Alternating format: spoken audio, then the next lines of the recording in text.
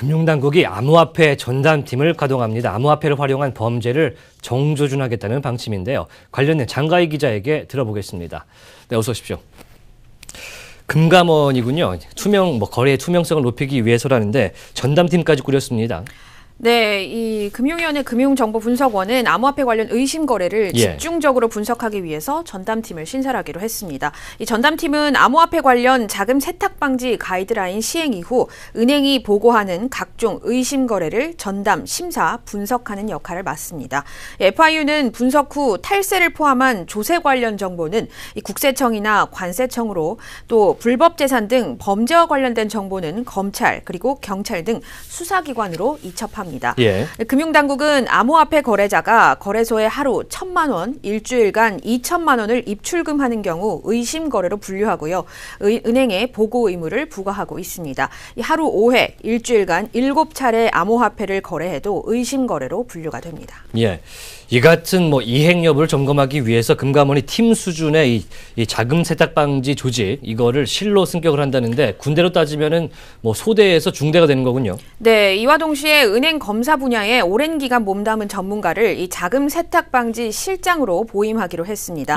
자금 세탁 방지실은 FIU 원장을 지낸 바 있는 유광열 수석부원장이 담당합니다.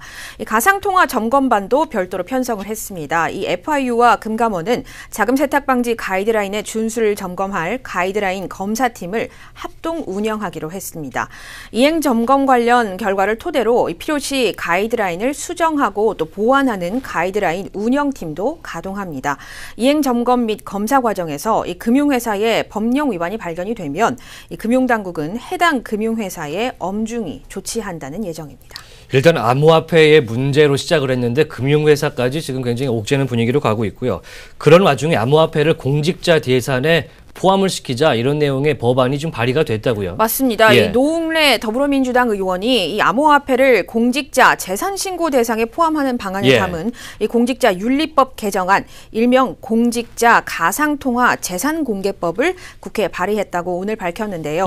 이 개정안을 살펴보면 공직자 윤리법이 정한 재산공개 대상 공무원이 암호화폐 1,000만 원 이상을 보유하면 의무적으로 신고하도록 돼 있습니다. 현행 공직자 윤리법은 공직자의 부정한 재산 증식 방지를 위해서 매년 재산 등록을 하도록 하는데요. 이 등록 대상에는 이 부동산 소유권이나 전세권, 또 1,000만 원 이상의 현금, 예금, 주식, 보험, 그리고 500만 원 이상의 금이나 보석이 포함되는데, 여기에 암호화폐까지 포함하자는 겁니다. 이 노 의원은 암호화폐 거래가 과열됨에 따라서 이 공직자들이 투명한 공무 수행을 할 수 있도록 암호화폐를 이 공직자 재산 목록에 포함할 필요성을 느꼈다고 전했습니다. 그런데 사실 암호화폐는 실체도 없고요. 쓸 수 있는 것도 한정이 돼 있고 법정 화폐도 아니라고 지금 그렇게 얘기가 되고 있는데, 공직자 재산 신고 대상이 되는 것은 일단 위상이 올라가는 거다, 이렇게 생각이 좀 되는군요. 그러면 증권사들은 좀 암호화폐 어떻게 보고 있는지 좀 궁금해졌었는데, 우리나라 증권사들 직원들에게 이 암호화폐 거래를 좀 자제해라, 투자 권유도 하지 말라, 이렇게 얘기를 했다고요. 맞습니다. 한국투자증권은 사내 공지를 통해서 이 개인 투자뿐만 아니라 고객들에게도 투자 권유를 자제해달라, 이렇게 전했습니다. 금융사고에 노출될 가능성이 큰 데다 이 고객들이 이들을 믿고 투자했다가 손실을 볼 위험성도 있기 때문입니다. NH투자증권도 임직원은 암호화폐 거래를 자제하라며 특히 업무 시간에는 투자를 금지한다는 내용을 공지했습니다. 이 대신증권은 고객들에게 투자 위험성을 알리기도 했습니다. 한국거래소도 직원들에게 문자를 통해서 이 거래소는 자본시장을 안정적으로 관리하고 운영할 책임이 있는 만큼 이 투기 성향이 짙은 암호화폐 거래는 바람직하지 않다, 그러면서 자제령을 내렸습니다. 당연한 얘기로 들리는군요. 해외 상황 잠깐 보겠습니다. 노벨 경제학상 받았던 조지프 스티글리츠가 이 한국처럼 규제를 해야 된다, 이렇게 얘기를 했다고요? 네, 맞습니다. 이 조지프 스티글리츠 미국 컬럼비아대 교수가 이 달러라는 좋은 교환 수단이 있는데 왜 비트코인이 필요하냐며 이렇게 전했습니다. 이 암호화폐 회의론자인 그가 다시 한번 비트코인에 부정적인 의견을 나타낸 겁니다. 그는 비트코인이 돈 세탁 등에 사용되는 걸 막기 위해서 규제가 필요하다고 강조했고요. 이 규제를 하면 비트코인 수요가 줄면서 결국은 사라질 것이라고 덧붙였습니다. 일본 얘기도 한번 해보겠습니다. 소비자 상담 건수가 늘었다는데 이건 어떤 내용입니까?